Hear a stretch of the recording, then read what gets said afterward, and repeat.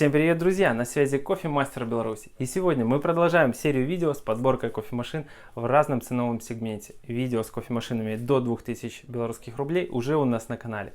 Сегодня у нас от 2 до 3,5 тысяч рублей. Это от 600 до 1100 долларов.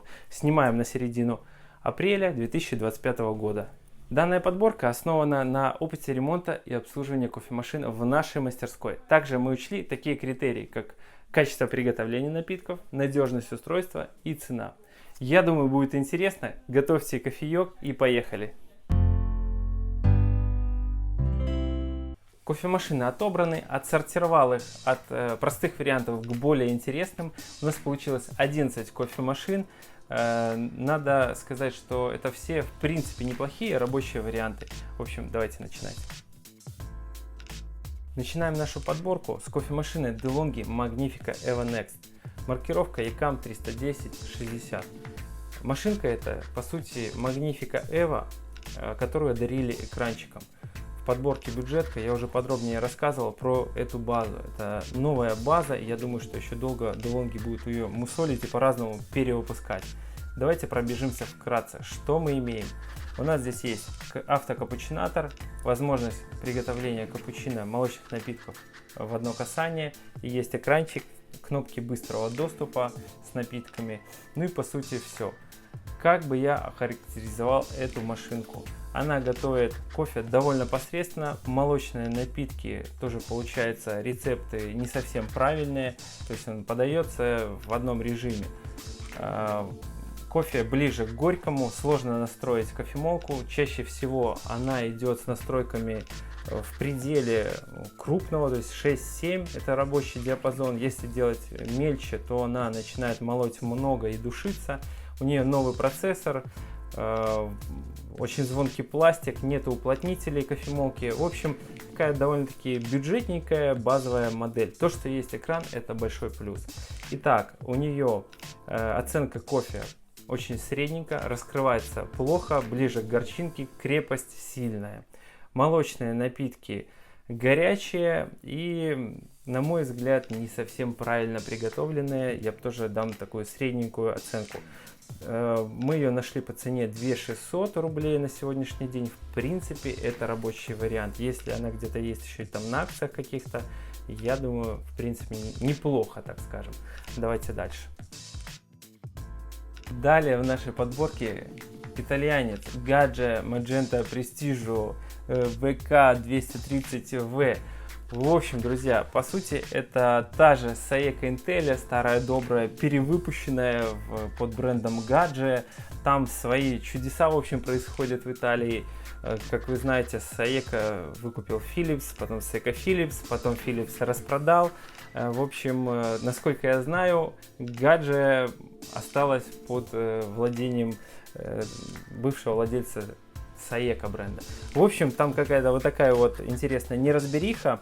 Gadget мы брали уже, точнее попадала она в ремонт у нас, там несерьезные в основном проблемы, где-то с расходомером, где-то просто обслуживание. По сути, это перевыпущенная Saeco Intelia. Новая панель управления, немножко кривоватая прошивка, почему-то недоработанная. Может быть, это трудности перевода, так скажем. В принципе, ее можно рассматривать. Варит она кофе немножечко получше, чем DeLonghi, что-то поинтереснее. Капучинатор более стабильный. Обслуживать надо их, конечно, чаще. Заварное устройство вообще надо постоянно мыть, доставать, промывать. Но, в принципе, это рабочий вариант и цена-качество. Вот, допустим, мы нашли вариант около 2000 рублей. Здесь 200 рублей. Ну, прям неплохой рабочий вариант. В общем, те, кто знакомы с Saeco, особенно Saeco Intelia, эта машинка обновленная, по сути, ваша Intelia. Можно рассматривать. Кофемашина DeLonghi Dynamica Plus. Маркировки у них идут чаще всего ECAM 380, вот у нас, допустим, 95 на сегодняшний день 2500 рублей. Они бывают на акциях. В общем, можно купить ее от 2200 рублей белорусских до 3 с копейками, в общем, в зависимости от магазинов, предложений актуальных и так далее. Я ее поставил чуть выше, так скажем, чем Magnifica EVO Next.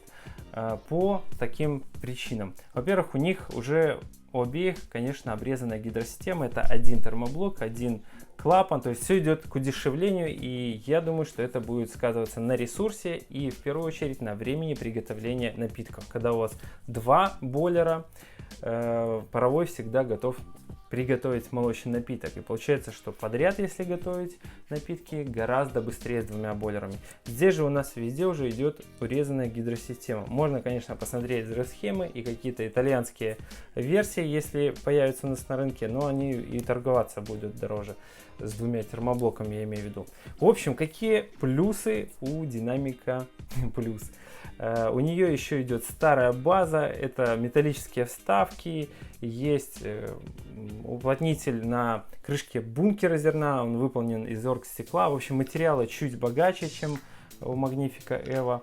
И, собственно, кофемолка правильная, почему-то у нее средний, выставлен средний помол, и это будет действительно у вас средний помол. Никаких чудес, как в Magnifica Evo, здесь пока что, слава богу, не встречаем. В общем, маркировки у них разные. Динамика Плюс нормальный рабочий вариант. Если вам нужна какая-то средняя машинка DeLonghi, то Динамика Плюс, на мой взгляд, повеселее, чем Magnifica Evo Next. Средняя цена получается тоже 2500 рублей. Поехали дальше. DeLonghi Eletta Explorer. Это ECAM 450. Вот у нас здесь точка 55. Мы делали обзор. У нас есть на канале ссылочка. Можете посмотреть более подробно про эту машинку. И давайте переговорим вкратце. Во-первых, она торговалась за неплохие деньги. Это 2700 рублей были, ну, что-то такое вот в Беларуси на акциях. Сейчас в среднем около 3000 белорусских рублей. Что мы имеем? Это обновленная база, да, но у нее есть честная гидросистема, два термоблока, нормальные уплотнители, хорошие материалы использованы. Также панель управления веселит. Маркетологи поработали с холодными напитками, что по сути довольно бесполезная вещь. В общем, если ради холодных напитков, то точно ее не надо рассматривать. Там просто будет написано, сколько кубиков льда вам надо закинуть, дабы приготовить тот или иной рецепт. Да, есть у них два капучинатора, да, там немножко кофе похолоднее, так сказать, будет подавать, но особо, в общем, на холодные напитки вестись не стоит. В общем, это честная DeLonghi с нормальной гидросистемой, с хорошими материалами, и она более интересный вариант, нежели Динамика Плюс или тем более Evo Next. В общем, можно смело ее брать, хорошая DeLonghi. Melita Varianza F570-101. Машинка, по сути, та же Passion из нашей подборки с бюджетными машинками. Она там была лучшая, потому что за 1800 рублей лучше машин реально нету в той подборке. И здесь у нас тоже 2300 рублей Varianza с возможностью приготовления каждый раз нового напитка. Здесь это исполнено в виде такой ложечки, которая не для молотого кофе, а именно для зерна. То есть главное отличие это именно в кофемолке и возможности приготовления каждый раз нового зернового напитка.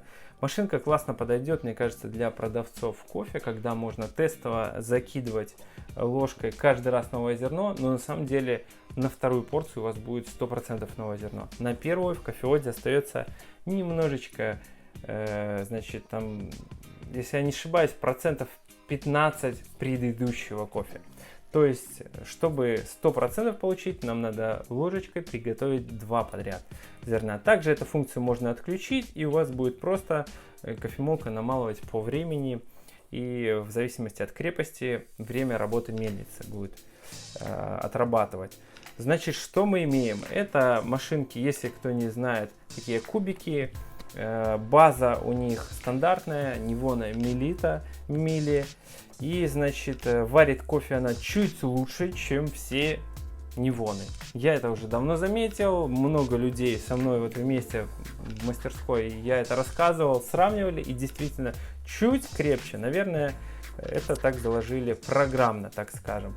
В общем, варит кофе не обалденно.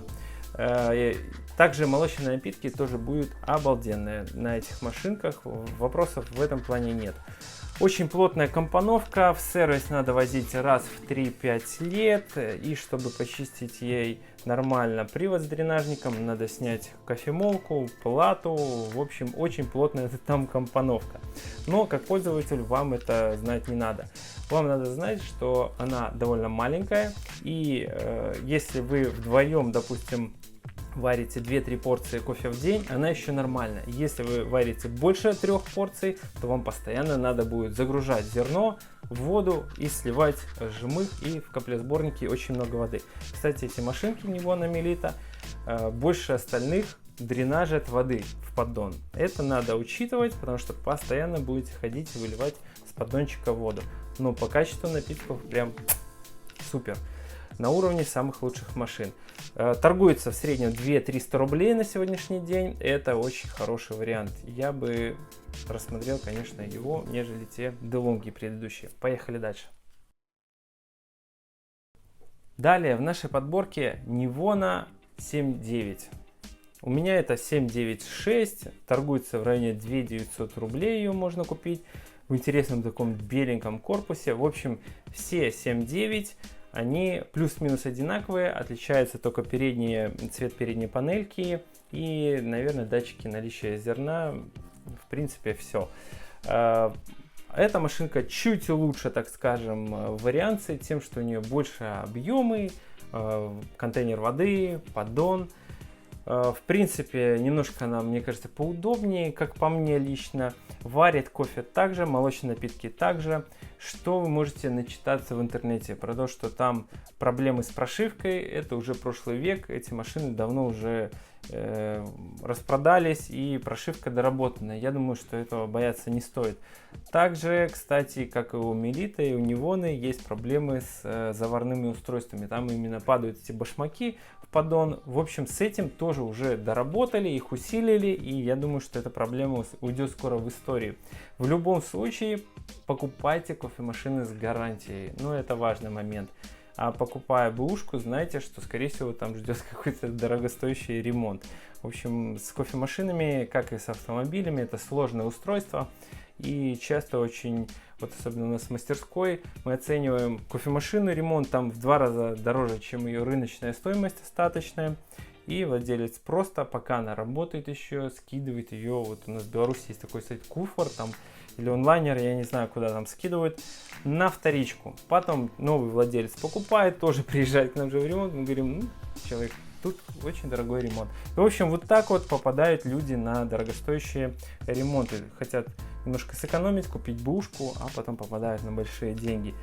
Nivona 7.9, нормальный вариант. Какие минусы?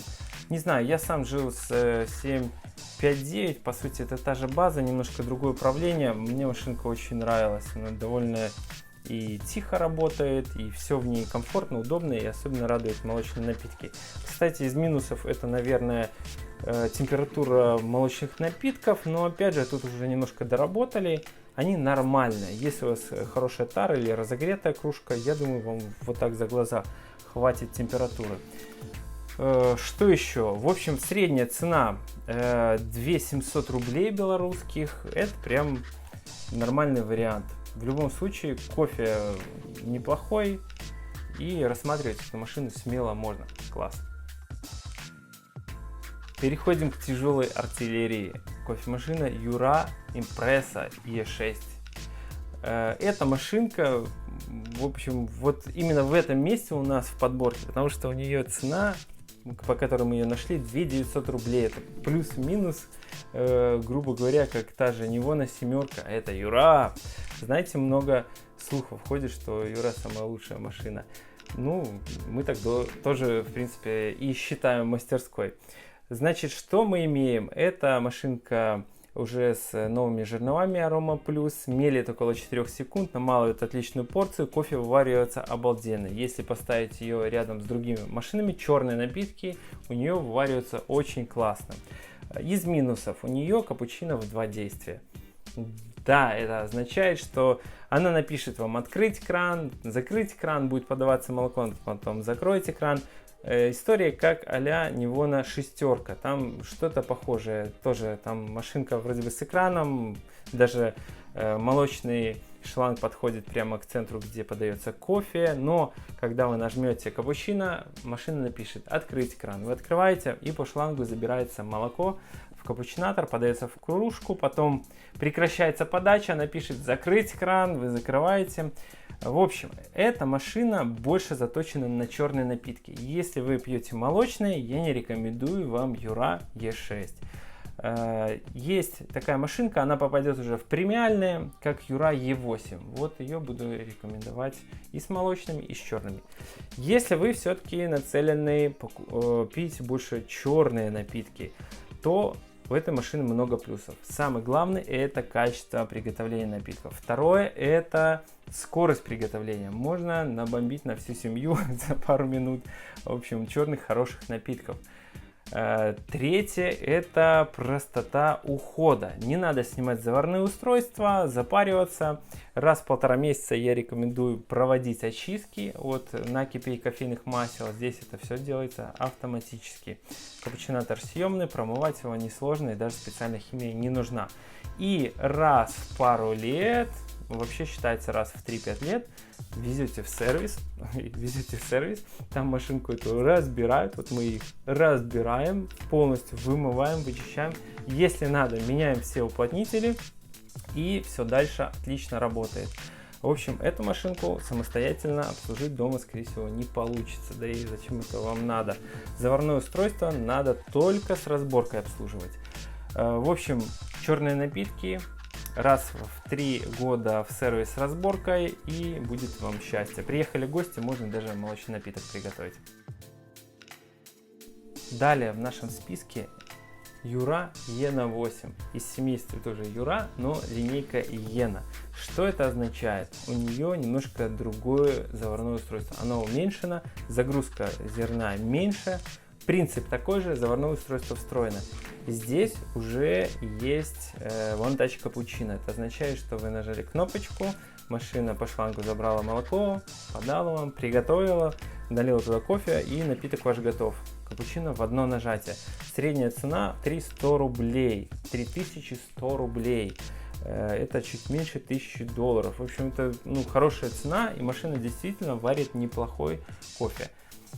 Предыдущая E6 Юра варит лучше кофе, он крепче, он более насыщенный, в общем, возможность сварить лучше напиток.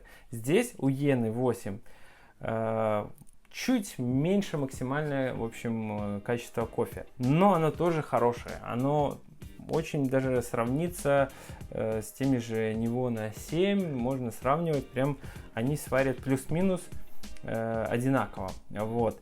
Молочные напитки, кстати, у всей линейки с этого завода, это Юра, Nivona, Мелита, Мили, молочные напитки и кофе всегда у них на высоком уровне, хорошее качество. И также вот как мы связаны с ремонтом, когда ремонтируем и обслуживаем эти машины, конечно, все сделано очень добротно, качественно. Если менять по регламенту узлами, то вообще все класс, просто узел, узел, узел, машинка опять как новая. Вот. Что еще сказать? Есть проблемы часто с капучинатором, забивается воздушный жиклер, но это новые жиклеры, я не знаю, доработают их или нет. В общем, его надо снимать, чистить. Ну, по сути, ерундовый вопрос. По обслуживанию точно так же средствами дома чистим от накипи и кофейных масел раз в 1,5 месяца и везем в сервис чуть-чуть чаще. Не раз в 3 года, а чуть ли не раз в год их надо возить на самом деле. Через 2 года уже заварник весь облеплен грязью, все это начинает там киснуть и, в общем-то, может даже какие-то запахи неприятные издавать, но вы это не почувствуете. С кофе это никак не связано. Все это грязь вокруг заварника. Может ли это вызвать какие-то поломки? Ну, были вопросы, были моменты, приходили машины в ремонт, из-за грязи у них какие-то моментики, в общем, случались. В общем и целом, это хороший аппарат, конечно. Он, кстати, имеет небольшую форму, более узкую, чем импрессы. Можно смело рассматривать домой. Качество кофе хорошее, несмотря на то, что импресса сварит лучше.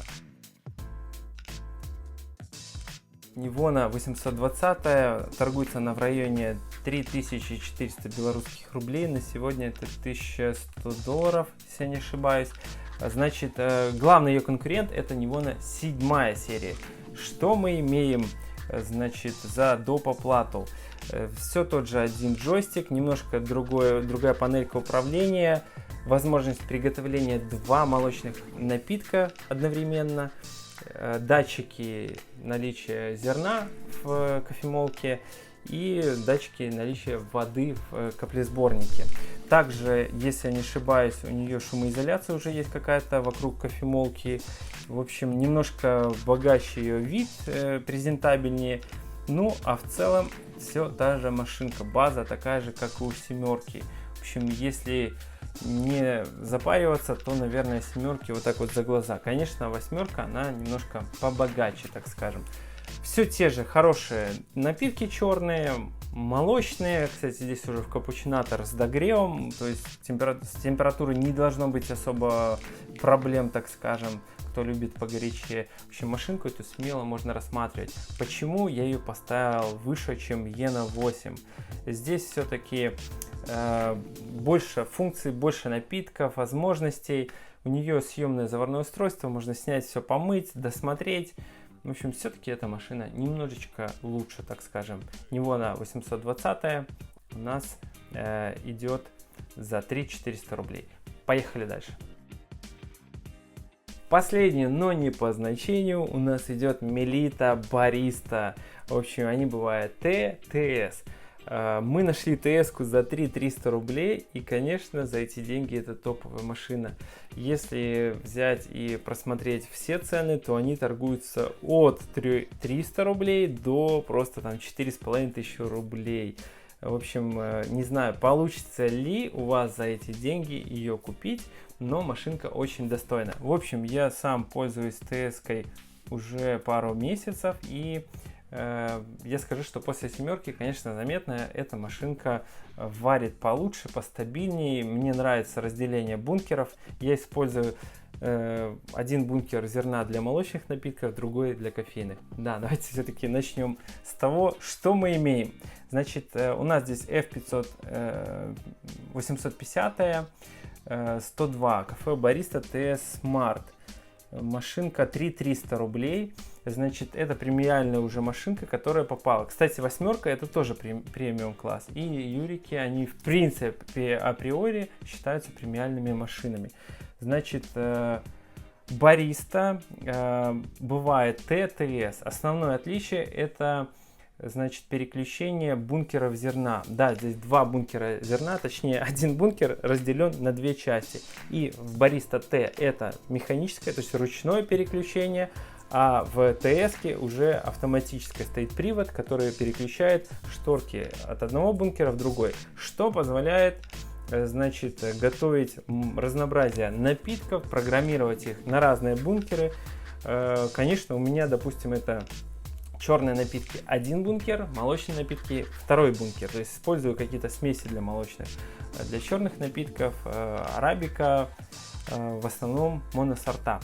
Значит, что еще? У нее немножко больше бункера, в отличие от той же восьмерки, больше поддончик, то есть реже можно это все дело выкидывать. Кофе хороший, стабильный, переключение капучинатора на 2 стороны, это все, конечно, плюсы. По устройству это все та же Nivona Melita Mili, съемное заварное устройство, дренажный клапан и пошли-поехали, так сказать.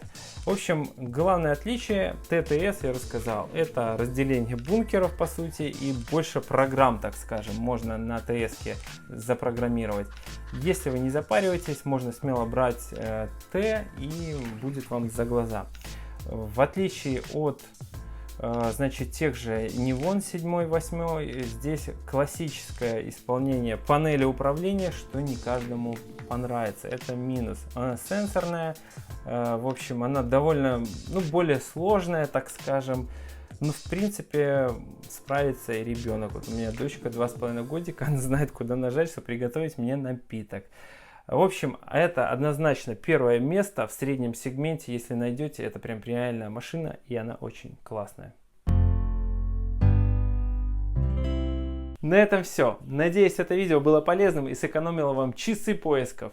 Не забывайте ставить лайк, подписываться и напишите в комментариях, какую бы кофемашину выбрали или какую бы добавили в эту подборку. Это был Кофемастер Беларусь. Всем пока!